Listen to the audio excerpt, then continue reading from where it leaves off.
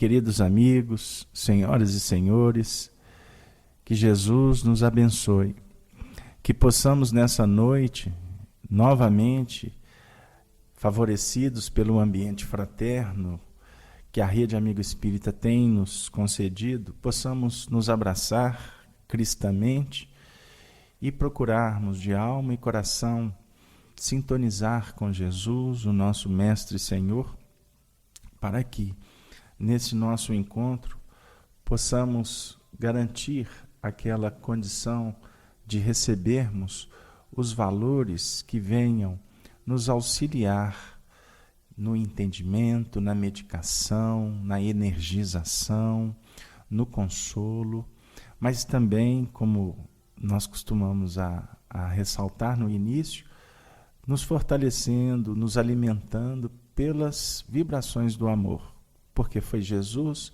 quem se autoproclamou o pão da vida.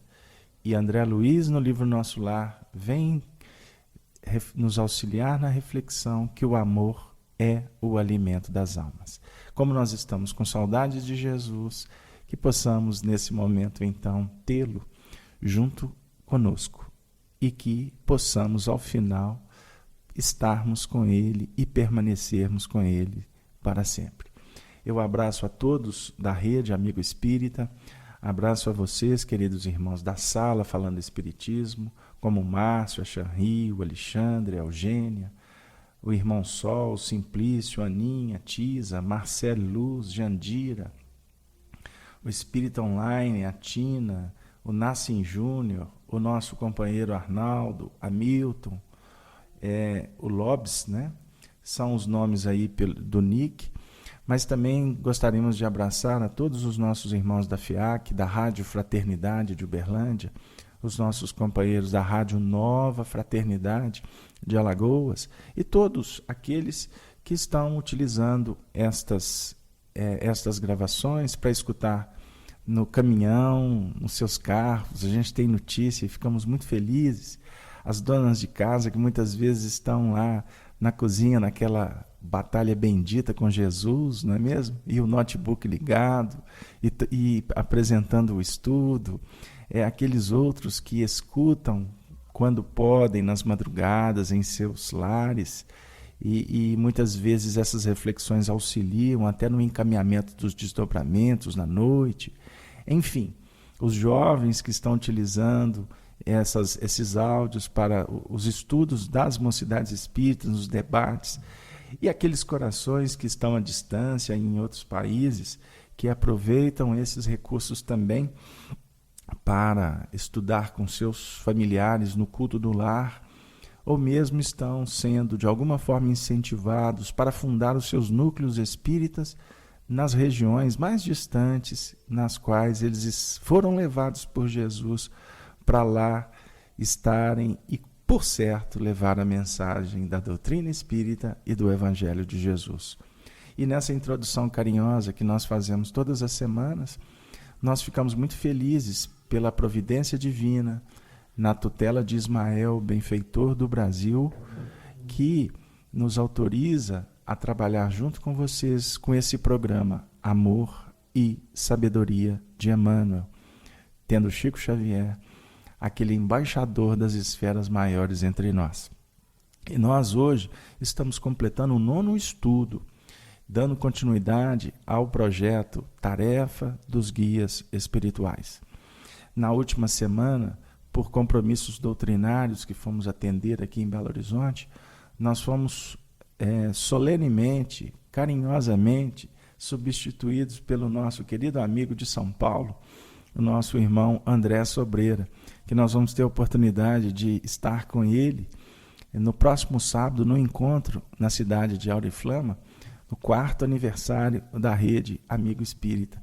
Então ele esteve aqui com vocês e desenvolveu o estudo que nós ficamos admirados com a performance dele, que já conhecida, mas naquele dia ele estava muito inspirado e trouxe uma história muito legal, muito interessante, fazendo uma conexão com aquele programa Pinga Fogo, quando no livro Plantão de Respostas, que foi que foi publicado muitos anos depois, contendo as perguntas daquele inesquecível programa. E na narrativa do André, muito inspirado, ele veio narrar como foi a posição de Emmanuel diante na apresentação de Chico para aqueles que estavam na televisão, né? Então ele vai narrar os bastidores. E foi muito interessante que Emmanuel vem nos dizer da sintonia que os dois estavam, né? O benfeitor e, no caso, Chico Xavier.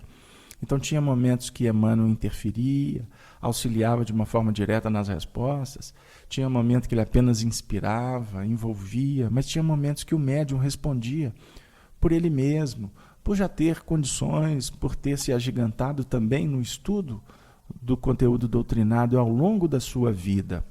E vale para nós, como nota importante nesse estudo da tarefa dos guias espirituais, porque estamos analisando o Livro dos Espíritos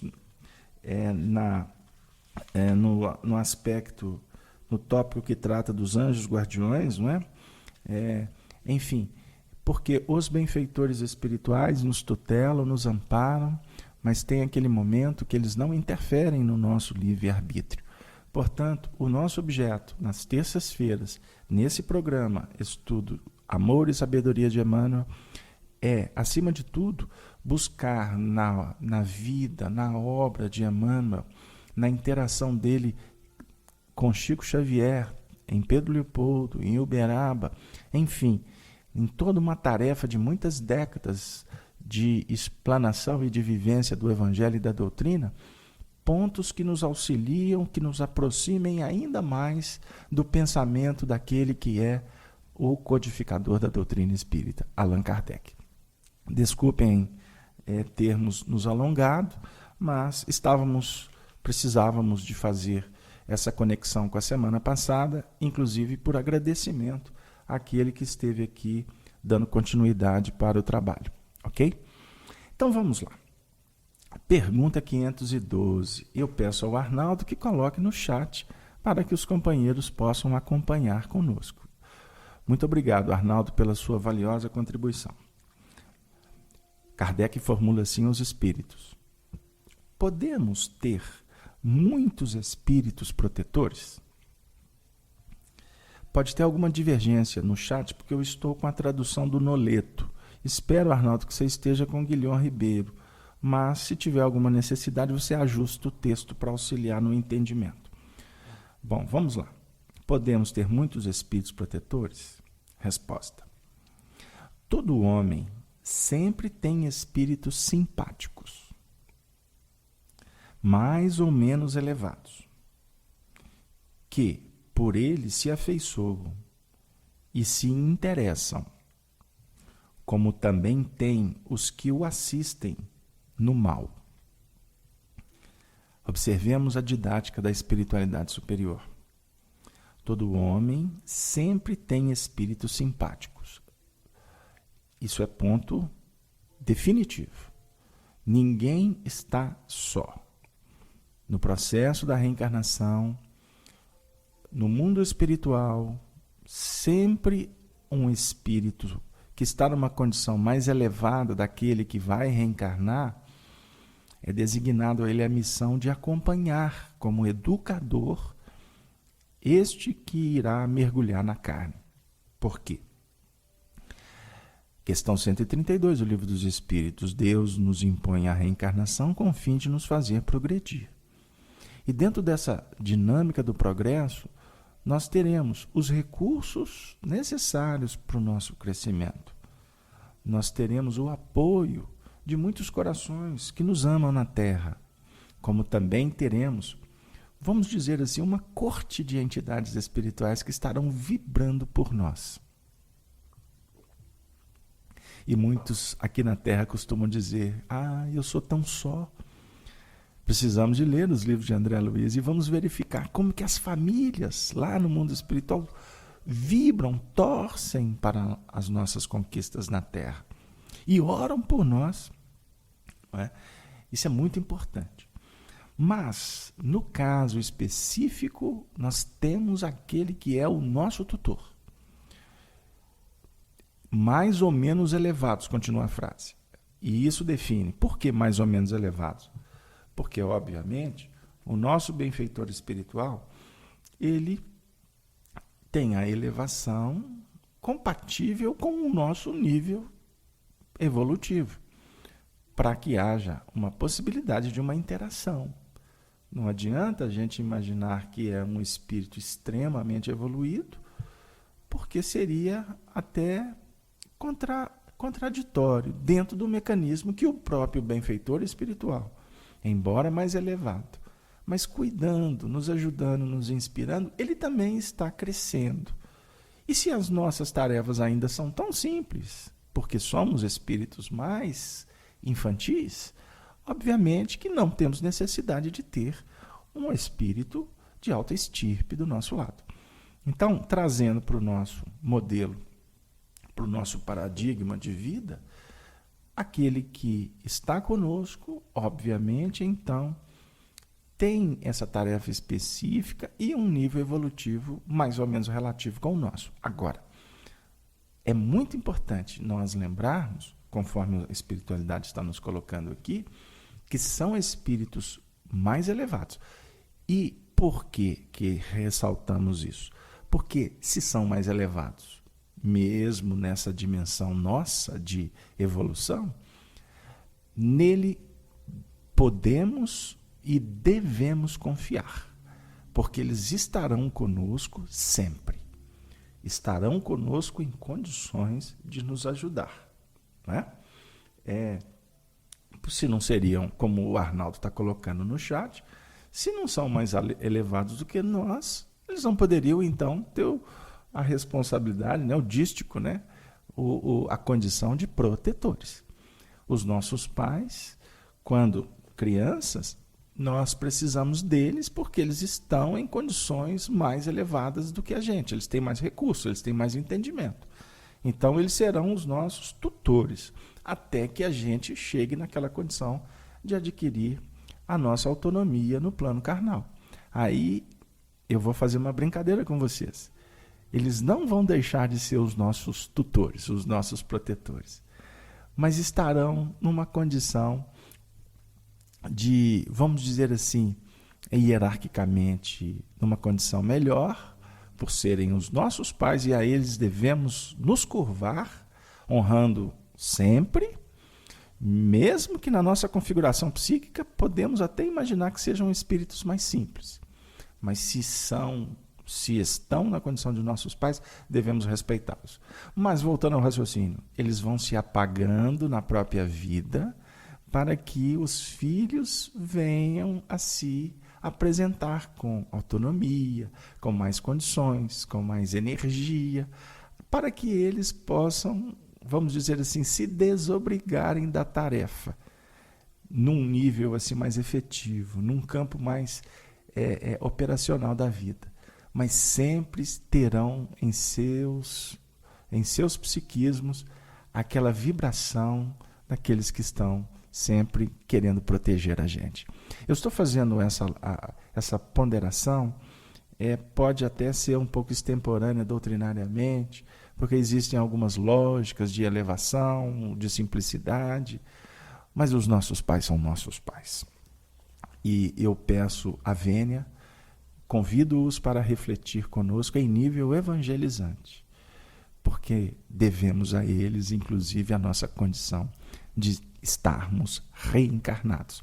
Ou, se estamos aqui na sala como espíritos, devemos a eles a condição de termos reencarnado na última existência. Vocês estão de acordo? Podemos continuar? Ok. A Tina está até fazendo um comentário, Tina. Eu vou pegar o seu comentário que eu acho interessante. Já recebi um avô em comunicação de psicografia. Um fenômeno natural, desde que seja autêntico. Para ser autêntico, o coração da gente é acionado. E o bom senso nos mostra a linha mental, a coerência do que está sendo dito. Enfim, uma série de fatores que precisam de ser analisados com critério doutrinário. Mas é muito natural, porque os nossos parentes, quando possuem condições de retornar, eles obviamente irão procurar aqueles que estão em mais condições. Imagina encontrar um netinho que está em plena atividade na doutrina espírita. Olha que bênção. Agora, por eles estarem voltando, também não significa que estarão na condição de protetores, como aqui está sendo tratado os educadores do mundo espiritual. Ok? Continuando. E que por ele, no caso o reencarnado, se afeiçoam e se interessam, como também tem os que o assistem no mal. Ponto. Isso é muito importante, porque os benfeitores se interessam e se afeiçoam. Mas nós temos também as nossas companhias, e a espiritualidade não foi à toa que colocou esta frase concluindo o pensamento, abrindo uma outra vertente, para nos definir até um ponto de equilíbrio, né? Ou seja, temos aqueles que nos amam, que estão procurando nos auxiliar, mas em contrapartida, também existem aqueles que se afeiçoam às nossas paixões, ou nós nos afeiçoamos às paixões e a eles nos sintonizamos. Isso é um ponto que precisa de ser considerado. Por quê? Se existem espíritos que querem o mal, que promovem o mal, disputas, inveja, despeito, ou que trabalham na linha da crueldade, da perseguição, da indiferença, ou nos próprios vampirismos, que são mecanismos delicados que acontecem nesses intercâmbios entre encarnados e desencarnados com desencarnados, é necessário nós observarmos que tudo na vida tende ao equilíbrio. Então, se existe o favorecimento positivo, existe também as obliterações que visam contrapor, para que, em acionando o livre-arbítrio, nossos corações como aprendizes, vamos ter a oportunidade de fazer escolhas que tenham a ver com o nosso crescimento, ou escolhas outras que possamos continuar veiculados aos planos do nosso passado. Ficou claro, queridos irmãos? A Shanri está dizendo, o encarnado tem muitos espíritos que o acompanham, por variados meios e por muitas circunstâncias, e geralmente é pela lei dos afins que os atrai. Sintonia e afinidade. É necessário sempre trabalhar sintonia e afinidade, como nos ensina Allan Kardec, André Luiz, Emmanuel e tantos outros espíritos abalizados, porque é um mecanismo extremamente científico, é físico e espiritual.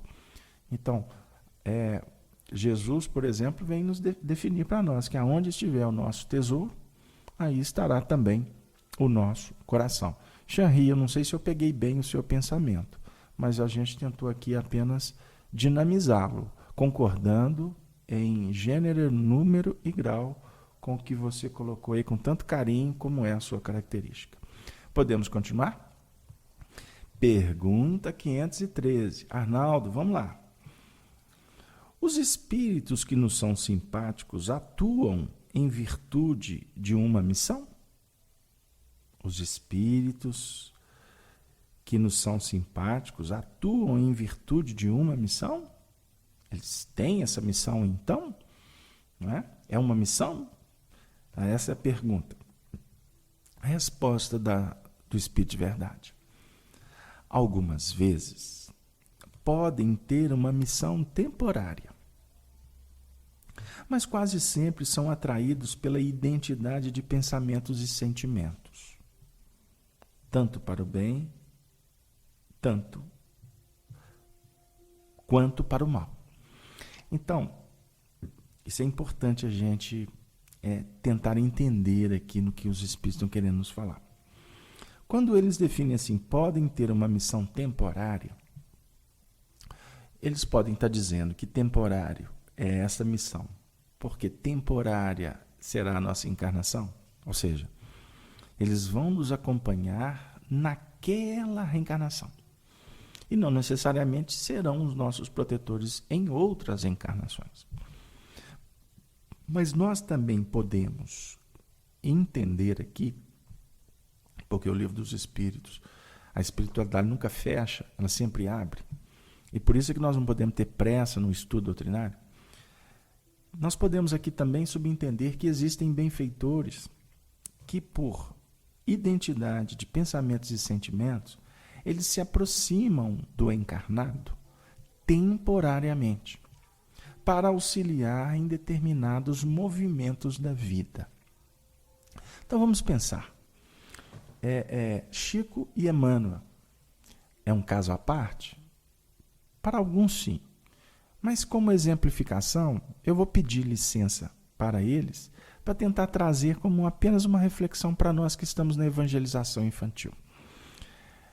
Temos, com muita tranquilidade, que Emmanuel é o benfeitor de Chico Xavier no que reporta a missão dele com a mediunidade, com a divulgação da doutrina espírita, com a vivência do Evangelho.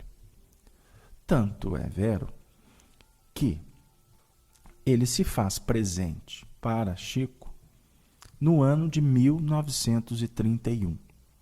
Sempre que abordamos esse aspecto, gostamos de ressaltar que por que 1931?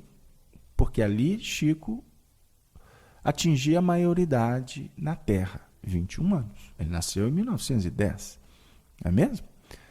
No dia 2 de abril. O mês de abril é festa para nós, que é o nascimento de Chico, não é mesmo? No dia 18 de abril, também comemoramos o nascimento da Maria Conceição Xavier Pena, a sua irmã, a Tiquinha, que nós outro dia contamos a história, um pouquinho da história dela.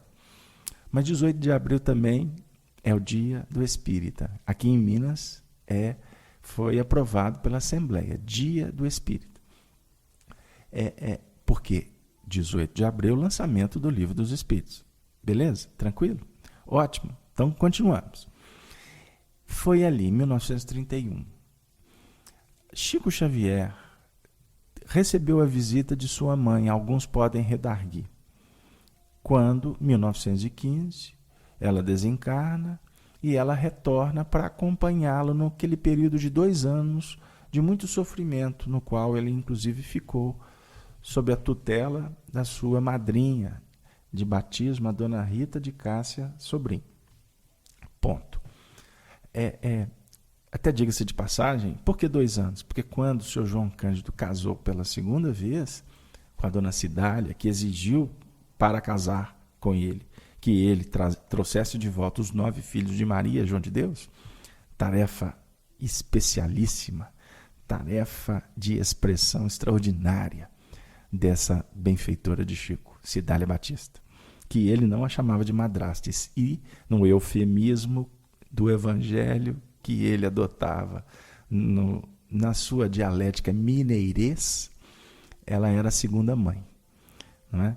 Então, vamos observar. Eu tenho para mim, e eu gostaria muito de chegar no mundo espiritual e fazer essa pergunta um dia. Quem foi realmente o benfeitor de Chico Xavier? Porque Emmanuel estava se preparando no mundo espiritual para assumir a tarefa com ele em 1931. Mas alguns podem dizer, mas ele pode ter sido o mentor do Chico desde os primeiros anos, desde antes dele reencarnar. Mas nós gostaríamos de trabalhar isso com mais cautela, porque Emmanuel desencarnou no final do século XIX aqui no Brasil. E um dia nós vamos contar essa história, não está na hora ainda. Então subentendemos que ele estava no mundo espiritual em um processo de preparação. Mas isso são especulações carinhosas, respeitosas, mas que doutrinariamente a gente precisa de pensar. Mas a partir do momento que Emmanuel assumiu, de 31 ele foi até 2002, acompanhando Chico até a sua desencarnação. Guardem esse detalhe, até a sua desencarnação. Porque existem algumas coisas que circulam por aí que não têm lógica doutrinária. Mas nós respeitamos os afoitos. Não podemos entrar no viés de algumas questões que não acrescentam. Mas o que vem ao caso aqui é o seguinte. Ele, então, foi designado para cumprir uma missão junto com Chico Xavier. Todos nós temos o nosso benfeitor espiritual. Aquele que vai nos acompanhar antes da reencarnação, aquele que tem autoridade para nos ajudar até na adaptação ao corpo físico, É um espírito de respeitabilidade, que não necessariamente será aquele que vai se identificar, que vai estar de uma forma direta conosco. Ele pode convidar, e geralmente é o que acontece, no nosso ambiente ainda de muita infantilidade, ainda muito precário de evolução, ele convida outro espírito que vai nos acompanhar, sim, nas tarefas do dia a dia. Aí faz de conta que o Tico, o Arnaldo, a Tisa, venham, né, porque são novos ainda, se descobrindo na vida, venham a encontrar a doutrina espírita, descobrir mediunidade, venham a estudar a doutrina espírita e trabalhar com a mediunidade, e vão assumindo responsabilidades. Que aquele que era o benfeitor dos primeiros tempos, não necessariamente vamos dizer assim, um expert da matéria. Aí, obviamente, a partir do momento que o indivíduo vai se dinamizando, vai se aprimorando, outros vão se aproximando por uma questão de afinidade da tarefa ou sintonia, ou interação mesmo com os sentimentos daqueles. E aí, por exemplo, a gente vai entender. A Chanry citou o espírito André Luiz, não é? Que é, inclusive, como ela nos contou, o benfeitor espiritual da sala. André Luiz se apresentou muito tempo depois de Emmanuel para Chico Xavier. Não é? Porque quando Emmanuel já estava no circuito com Chico, André Luiz ainda estava se restabelecendo no mundo espiritual. Nós podemos dizer que André Luiz se tornou, então, um benfeitor de Chico ao longo do tempo. Ele passou a ditar livros, ele passou a ter uma interação psíquica com Chico, que inclusive Chico contou que foi necessário um bom tempo de adaptação psíquica, adaptação fluídica, para que ele desenvolvesse a tarefa. Mas por trás dessa turma toda, olha para vocês verem que reverência de minha parte, mas é só uma forma carinhosa e jovial de conversar com vocês. Mas por trás de toda essa falange de espíritos, nós sabemos que o Dr. Bezerra de Menezes estava no processo, como um espírito de alta expressão, sim. Tanto que Chico falava que muitas vezes, quando a vida trazia determinados embates, ele tinha que buscar sintonia com o Dr. Bezerra.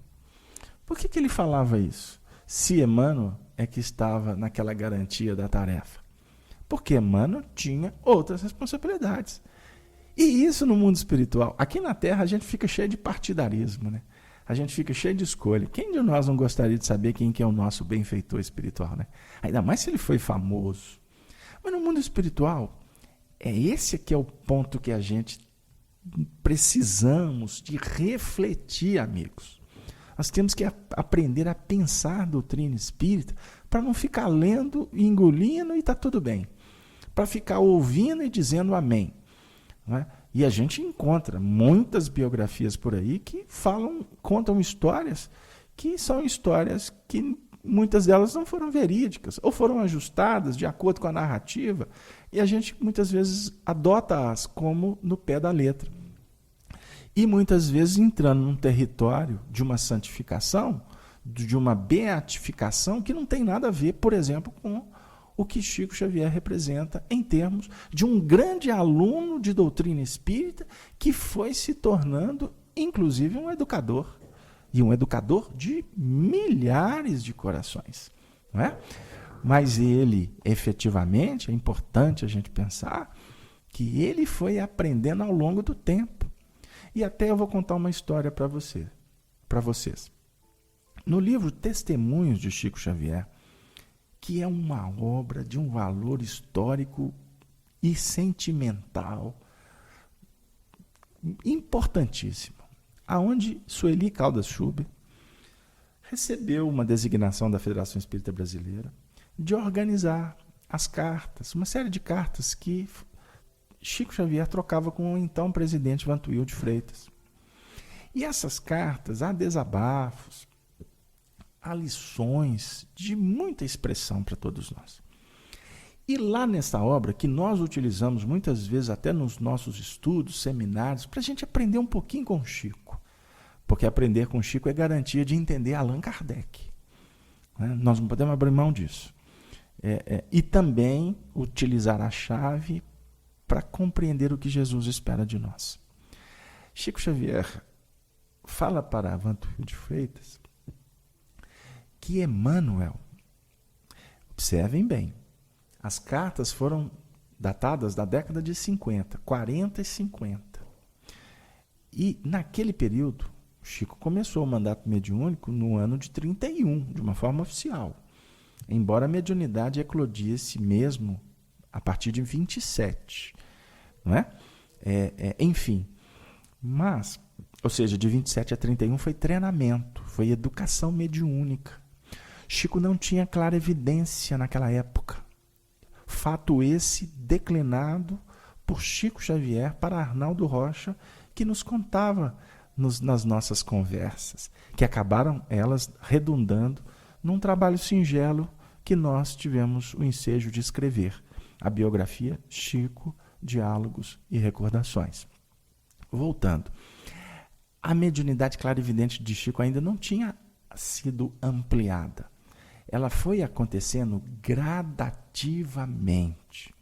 Embora as vidências, os flashes, como por exemplo quando criança, que via a mãe, tudo isso acontecia dentro de um mecanismo, vamos dizer assim, de adaptação, de fixação de caracteres da sensibilidade. Ou seja, um treinamento. Portanto, nem o Chico Xavier era um médium pronto.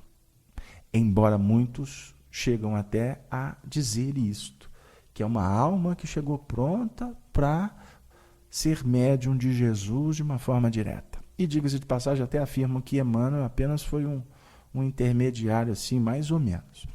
E a gente não presta atenção no mecanismo que se dá em nível prático da mediunidade. Então, ele foi aprimorando, ele foi crescendo de uma forma gradativa.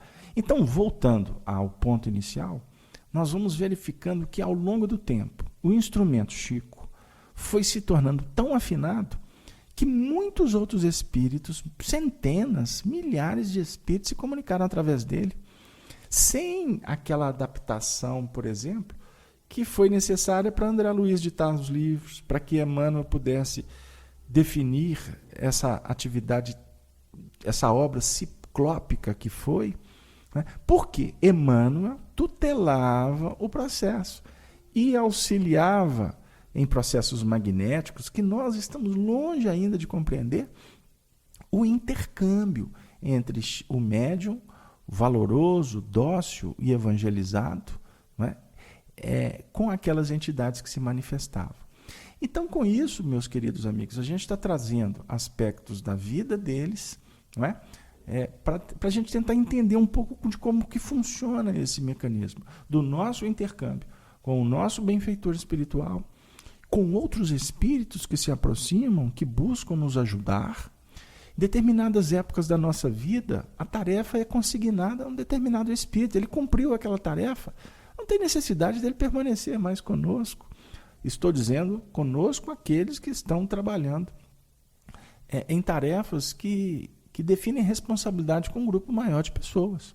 Porque se eu tenho uma vida, vamos dizer assim, para cumprir uma tarefa reencarnatória num nível mais operacional da vida, sem tantas responsabilidades no âmbito coletivo, não tem necessidade de tantos espíritos se aproximarem para auxiliar no processo. Ou seja, os espíritos vão se apresentando a partir do instante em que o discípulo vai se tornando mais apto, mais dócil, mais preparado para outras tarefas, né? Então, vamos pensar aqui. Uma mulher, quando fica grávida, eu costumo dizer, né, dentro desse enfoque, que costumam determinados espíritos se aproximarem apenas durante o processo da gestação, para auxiliar, para dar sustentação, para garantir, por exemplo, quando as situações não são tão favoráveis, que a gravidez chegue ao seu termo do nascimento da criança, né? Como em determinados momentos da nossa vida, nós estamos, por exemplo, assumindo a responsabilidade diante de uma empresa, podem se apresentar espíritos que vão nos ajudar no encaminhamento, porque tem muitos corações que estão envolvidos. Eu não sei se nós estamos nos fazendo claro, não é? Como em determinados momentos da vida, das reflexões, das introspecções, porque a vida é cheia de ciclos, né? Existem os dinâmicos, existem aqueles mais passivos, os mais reflexivos, os mais devocionais. Em determinados momentos de reflexão, se aproximam entidades que vão nos encontrar mais receptivos e podem, naquele momento, semear a boa semente, para que essa semente, depois que eles se afastarem, nós possamos ter a oportunidade de trabalhar na terra, adubando, preparando, fertilizando, para que essa semente dê frutos. E a árvore, efetivamente, possa produzir de uma forma a que o Evangelho jamais perca e se engane em aspectos de virtude. Tarefas missionárias, o Arnaldo está citando.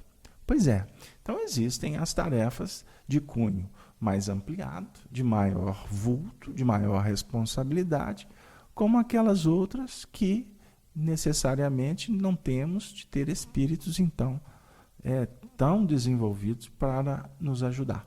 Não sei se a gente conseguiu expor o pensamento. Porque o assunto realmente é muito rico e as vias vão se abrindo para que a gente possa aprender um pouco mais de acordo com a necessidade atual. Eu gostaria de fazer uma pergunta para a Rosângela, a nossa coordenadora, se ela tem alguma ponderação a fazer, se ela tem alguma indagação a trazer, não é mesmo? Eu estou vendo a irmã, enquanto a Chanri se prepara, eu estou vendo o irmão Sol dizendo: muito importante a observação sobre o processo adaptativo de Chico Xavier. Meu amigo, se a gente tivesse tempo, e a ideia é que esse programa Amor e Sabedoria de Emmanuel nos dê condição de, ao longo do tempo, a gente começar a fazer alguma pesquisa mais aprofundada, cuidadosa, respeitosa, mas inclusive podermos entrar em alguns aspectos das vidas pregressas do Chico, para a gente entender o porquê que ele deu conta de tanto, porquê que ele se engrandeceu tanto, né? E até, diga-se de passagem, nós acabamos dando a volta e não citando o conteúdo do livro Testemunho de Chico Xavier, da Sueli de Caldas Schubert. Porque a gente ia dizer que o Chico Xavier, naquele período, Emmanuel levava ele para estudar a doutrina espírita no plano espiritual. Vocês sabiam disso? Leiam essa obra, não percam. É livro para a gente ter na prateleira que está na nossa frente, sempre abrir, pesquisar, utilizar nos nossos evangelhos no lar, nas nossas palestras, nos nossos estudos em grupo, não é mesmo? Chico Xavier não é? Vamos pensar aí, com 1931, 21 anos, né? Ele com 45, 50 anos de idade, sendo levado por Emmanuel para estudar a doutrina espírita, o livro dos espíritos do mundo espiritual, em desdobramento. E nós, espíritas, a Chanri está perguntando o nome do livro, desculpem, ela pede que eu repita. O livro chama Testemunhos de Chico Xavier. É uma obra editada pela Federação Espírita Brasileira e foi organizada por Sueli Caldas Schubert, essa companheira tão querida aqui de Minas Gerais, da cidade também muito, que nós temos tanto respeito e carinho, que é Juiz de Fora. Né? Então, Sueli traz aspectos dessas cartas, traz comentários, tem coisas muito interessantes de lá. Mas então, o espaço desse programa, ele visa nos dar condição de refletir um pouco mais. Não é? O Arnaldo, olha que interessante. Beto, amigos de Votuporanga sempre comentaram que, chegando à casa de Chico Xavier, ele sempre estava estudando, principalmente o Livro dos Espíritos. Isso com mais de 70 anos. Arnaldo, eu vou te contar uma história que foi contada para nós do seu xará, que em Minas a gente chama de xará, né? Do nosso querido Arnaldo Rocha. Arnaldo ficava impressionado. Chico sempre carregava por dentro do paletó um envelope, né? Era um pacote. Nos primeiros tempos, ele ficava encucado com aquilo e tal, mas ficava sem graça de perguntar. Aí, de certa feita, ele não resistiu e perguntou: Chico, o que é isso que você leva sempre debaixo do braço para as reuniões? Aí o Chico abriu o paletó e tirou um exemplar do Livro dos Espíritos. Eu disse: Naldinho, esse é o livro da nossa vida. Nós temos que estudá-lo diuturnamente. Diuturnamente. Allan Kardec precisa de ser compreendido por nós espíritas, porque nossas atitudes muitas vezes são incongruentes com o pensamento desse grande representante de Jesus. Meu Deus, Arnaldo contava essas histórias para nós e eu fico pensando quantas coisas que a gente vê aí no dia a dia que não tem nada a ver com os ensinamentos que o Chico nos deixou. Não é? A gente vê espíritas que estudamos tantas coisas, mas a codificação espírita fica no esquecimento. Eu costumo perguntar nas nossas atividades, nas nossas andanças, geralmente em plateias, eu pergunto: quem já leu o Livro dos Espíritos? A grande parte já levanta a mão, até euforicamente. Aí a gente pergunta assim: quem está estudando o Livro dos Espíritos? Aí costuma um ou outro levantar, aí a gente pergunta: e como você está estudando? De vez em quando eu abro lá à noite, aleatório e tal. Aí você, pois bem. Aí a gente pergunta: quantas pessoas aqui já leram o Evangelho segundo o Espiritismo? Aí é aquela festa, né? Aí a gente abre por acaso e tal, para ouvir os espíritos. Aí a gente devolve a pergunta: mas vocês já pararam para prestar atenção que o Evangelho segundo o Espiritismo é uma obra literária de alto valor?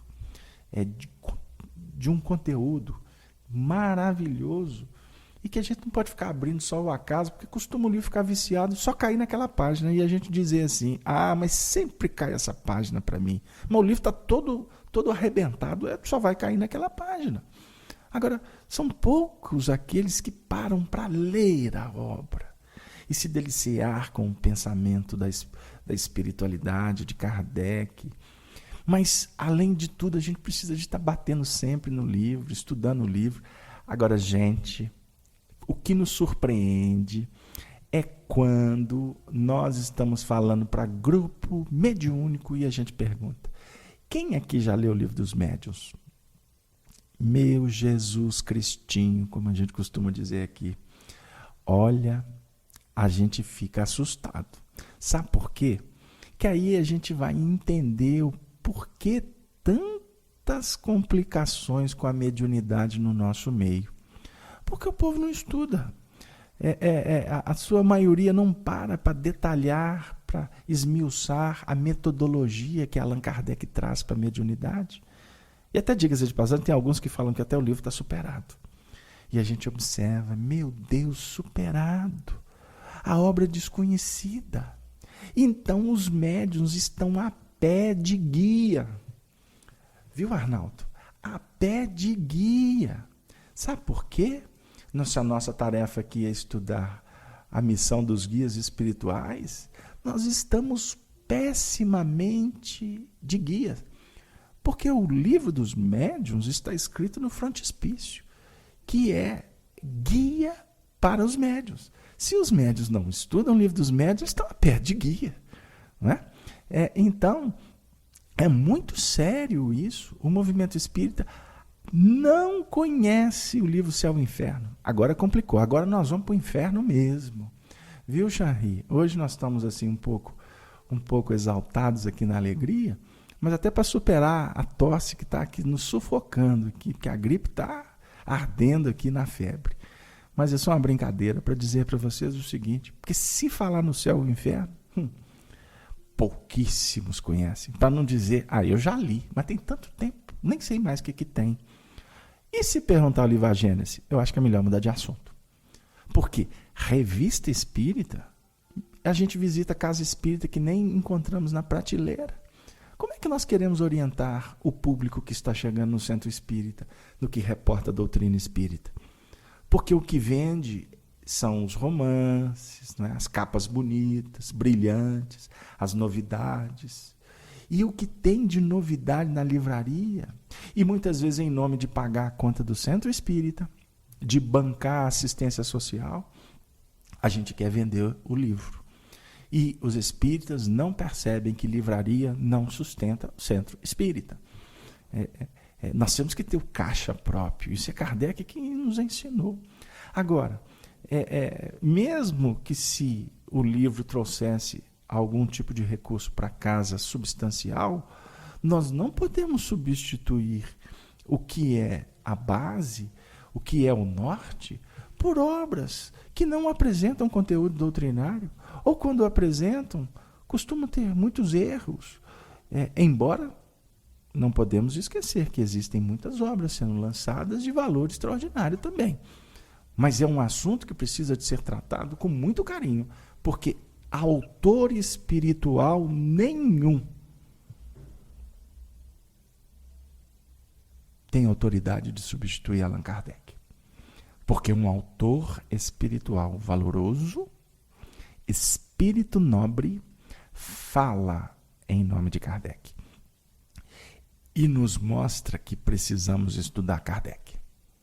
A gente observa aqueles que são realmente representantes de doutrina espírita no púlpito, no microfone, na escrita, aqueles que não são incoerentes, que o tempo todo estão nos incentivando por serem mais experientes, para que nós volvemos o nosso coração, a nossa atenção para o estudo das obras básicas.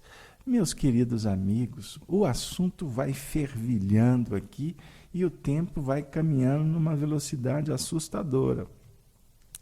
Por quê? Embora a gente tenha trabalhado um pouquinho a questão dos espíritos que nos induzem ao mal na questão anterior, mas fica para nós, como essa questão é repetida pela espiritualidade, na 513, que devemos estar atentos a eles sempre. Falar dos benfeitores, nós não podemos esquecer daqueles que também nos ensinam, mas nos ensinam tentando promover desavenças, disputas, incongruências, dificuldades, ciúme, inveja, despeito, maledicência, que fazem de tudo para que permaneçamos na ignorância. Os espíritos que tutelam o movimento espírita sempre estão nos incentivando a voltar às origens, a estudar a história do espiritismo, a ler a biografia dos grandes espíritas como Eurípides Barçanufo, ver as histórias de Ivone Pereira no Brasil, conhecer a dinâmica da vida do Divaldo nos tempos atuais, que a gente possa conhecer aqueles companheiros como Vantuil de Freitas, o Thyssen na FEB, lá atrás os presidentes, por exemplo, da União Espírita Mineira, Camilo Chaves, não é? Companheiros valorosos dos primeiros tempos, Batuíra, não é? E tantos outros que, se nós formos nominar aqui, nós vamos com certeza esquecer muitos outros, mas nós podemos agora lembrar de Clóvis Tavares, de Wallace Leal, de Joaquim Alves, de José Gonçalves Pereira, do próprio Arnaldo Rocha, que nós temos um carinho muito especial, como Honório Abreu, aqui em Belo Horizonte, Leão Zálio, Sobral, que foi um grande estudioso de evangelho, tantos corações que, por exemplo, como Canuto de Abreu, nos mostra a importância de estudar essa história, para que a gente possa passar essa história para os nossos filhos. Nós precisamos de historiografar o movimento espírita. Isso é tarefa dos guias espirituais. Historiografar as coisas boas, para que o movimento espírita jamais se desvirtue pelas ondas, pelo modismo, pelas ditas atualizações ou procedimentos que são incongruentes com o ensinamento kardeciano. Alguns podem dizer assim, né? Roberto, será que você não é um tanto quanto ortodoxo? E nós gostaríamos de dizer que é uma preocupação que nós temos em não sermos ortodoxos. Mas está claro no nosso coração que o nosso compromisso com a doutrina espírita, como nos ensinam os espíritos superiores, o nosso compromisso espírita é trazer o pensamento de Allan Kardec para o nosso meio, para que Allan Kardec possa também ser a base, para que todos os outros estudos se dinamizem e nos auxiliem, porque muitos de nós somos os espíritas que estávamos reencarnados na época da codificação. Quantos aqui no movimento espírita viveram nos primeiros decênios do século XX? Alguns aqui podem ter convivido com Chico Xavier e nem se lembram. E nós estamos aqui numa tarefa em pleno século XXI, trabalhando, arregaçando as mangas para dinamizar o movimento espírita, de sorte que ele esteja cada vez mais perto do coração de quem sofre, do filho do Calvário. Porque os judeus, que somos nós, os intelectuais espíritas, teoricamente já temos os recursos. E muitas vezes, ao invés de aplicá-los em nós mesmos, nós saímos com a esgrima intelectual na mão. Nós queremos disputar, queremos ser o melhor, queremos saber se mandamos mais, não é? Queremos muitas vezes criar panelinha, criar grupinhos em detrimento de corações que estão tentando encontrar seus espaços. Muitas vezes, dirigentes espíritas, assumimos tarefas e esquecemos daqueles que estão na casa espírita há anos, há décadas. E em nome do modernismo, né, ou de uma nova administração, a gente simplesmente empurra a cadeira para o lado, esquecendo que ali do lado é um coração que está ali, que já deu a vida por aquela causa. Tudo em nome, muitas vezes, da empolgação, do elitismo. Espiritismo, meus amigos, é o cristianismo redivivo. E a base dele, a base do espiritismo é da consolação, é da iluminação, é do atendimento ao sofrimento, é minimizar as dores, porque muitas vezes, bem-aventurado quem não viu e creu.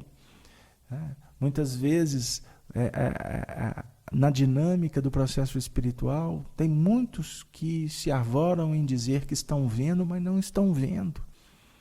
Isso aconteceu com Jesus e vai continuar acontecendo nos tempos.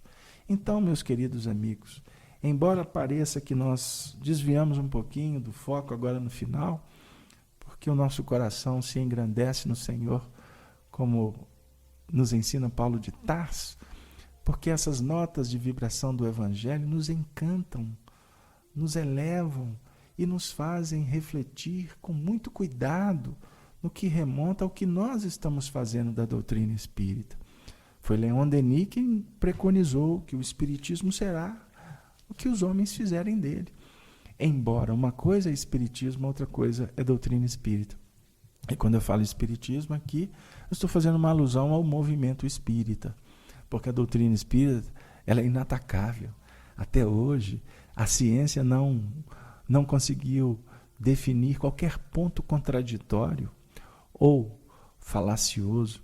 A doutrina espírita é santa na sua pureza, e por isso que Allan Kardec define-a como aquela que será a alma das religiões. Olha que beleza, amigos, nós estamos estudando essa doutrina. Nós estamos tendo o privilégio de, no meio da dor, da depressão, da dificuldade, da febre, da dengue, né, como está aqui caminhando por aqui, nós estamos estudando doutrina espírita, que está nos mostrando a realidade do espírito, da imortalidade, da mediunidade. A doutrina espírita está nos mostrando a importância do livre-arbítrio, mas ao mesmo tempo nos apontando a causa e o efeito das nossas atitudes.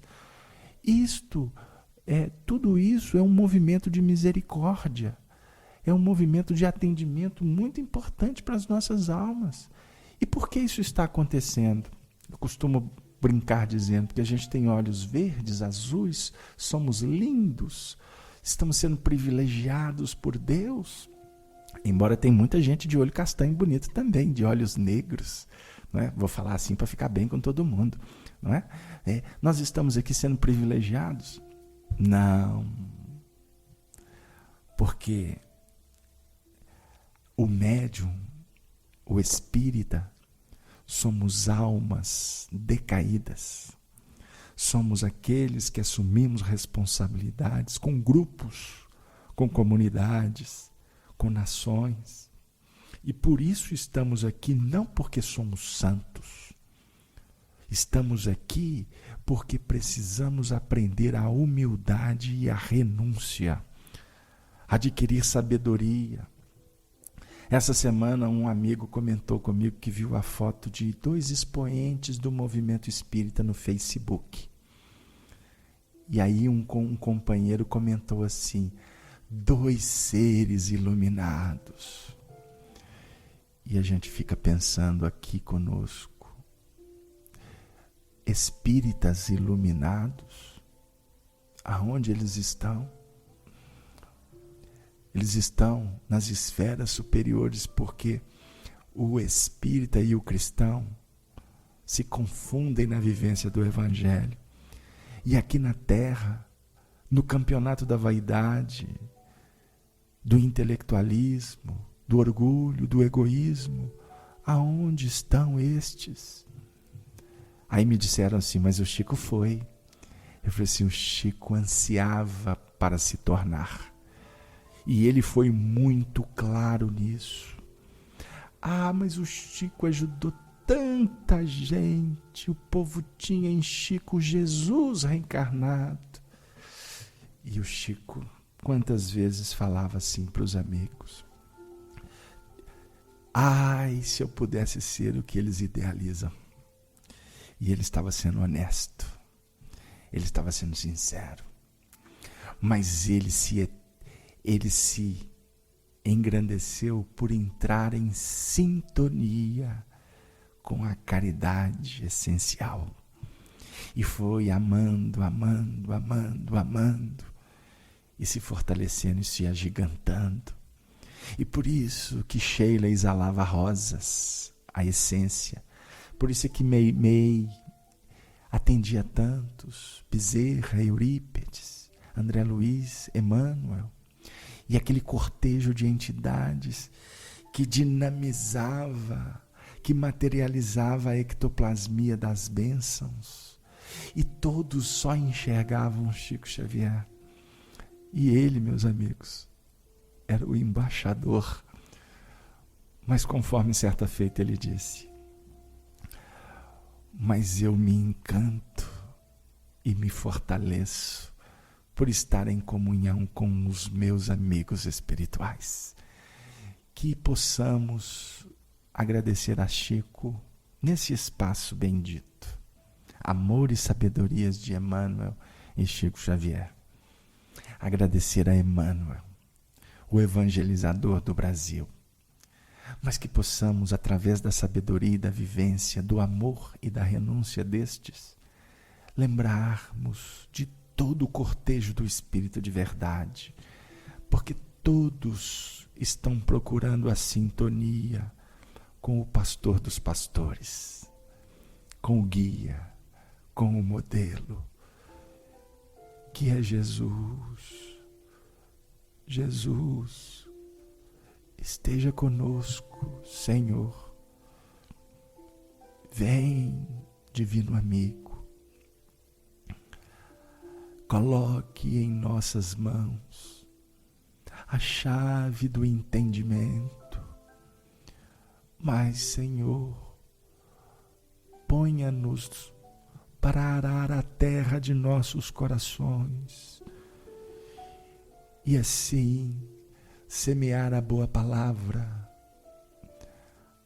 a virtude em conduta, a nobreza dos sentimentos, o polimento da ação, a educação que envolve, que aproxima todas as suas ovelhas. Jesus, conforme a lição lida pela nossa irmã de Meimei, que está inserida no livro Espírito da Verdade, intitulado O Encontro Marcado. Senhor, que possamos não te procurar apenas no templo, na academia, no livro. Que possamos, Senhor, te encontrar na caridade, sentir a tua presença afagando um rosto sofrido, enxugando uma lágrima vertida, pelas dificuldades da alma.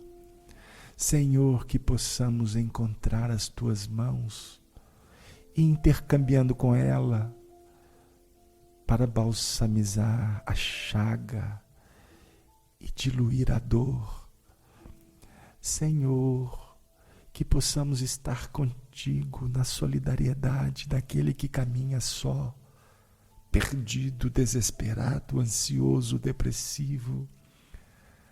Senhor, que possamos nos enternecer contigo, olhando no olhar de uma mãe que amamenta e numa haste que sustenta uma flor desabrochando. Obrigado, Jesus, por todos os amigos da Rede Amigo Espírita. Obrigado, Jesus, e abençoe a esse portal que completa mais um ano de trabalho, de existência. Abençoe os idealizadores da terra e do espaço. Jesus, abençoe a equipe que oferece os vídeos, os áudios, os artigos, os comentários. Jesus, abençoe aos irmãos que estão na sala, sedentos dos teus ensinamentos. Jesus, abençoe as famílias, o sagrado instituto que há de soerguer o mundo pela mente dos pais e pelo coração das mães, porque a família há de ser o pilar vigoroso que sustentará a regeneração dos povos. Jesus, que a tua manjedoura fale no nosso coração da simplicidade, da fraternidade e da felicidade, que será o porto seguro que garantirá a paz. A paz que tu nos ofertas, a paz que desejamos a todos vocês. Muito obrigado. Até o próximo programa Amor e Sabedoria de Emmanuel. Ave seja o Cristo. Saúdam aqueles que vivem para sempre, louvando o teu nome. Os amigos para sempre. Que assim seja.